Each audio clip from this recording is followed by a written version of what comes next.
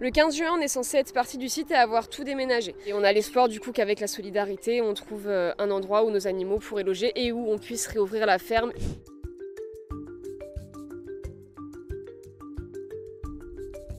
Si Thémis, Lily ou encore Nonon ne semblent pas stressés par la situation, la réalité est tout autre. Suite à la fin d'une procédure, le propriétaire du fonds de commerce de l'étang doit partir.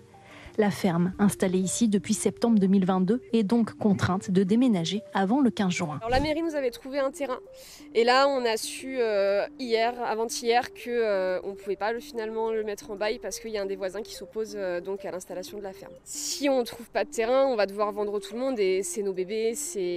On a fait beaucoup de sauvetage, on a dû biberonner des chevreaux, on a sauvé Thémis, une petite vache de l'abattoir.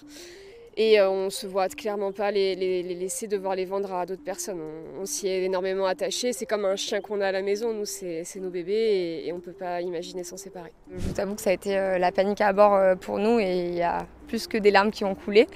Sur le terrain en question, situé à proximité de la ferme, la distance réglementaire de 50 mètres avec la maison en contrebas ne serait également pas respectée.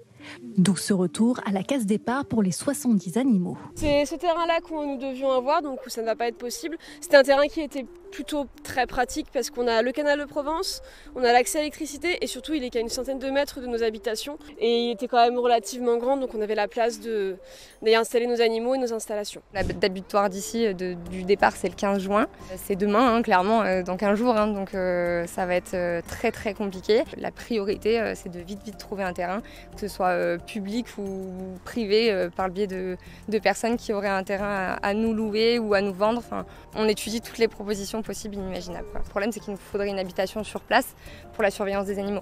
Malheureusement, tout le monde n'est pas forcément bienveillant et on sait qu'on risque des vols. Et puis après, il y a aussi tout le côté, voilà, on récupère beaucoup d'animaux qui sont malades, qui ne sont pas en bonne santé, donc où il y a besoin de faire des soins, il y a besoin de les surveiller. Quand c'est la période des mises bas, on est là toutes les heures pour voir où notre chèvre elle en est, où la brebis elle en est de la mise bas, s'il y a besoin de l'aider pour surtout que tout se passe bien.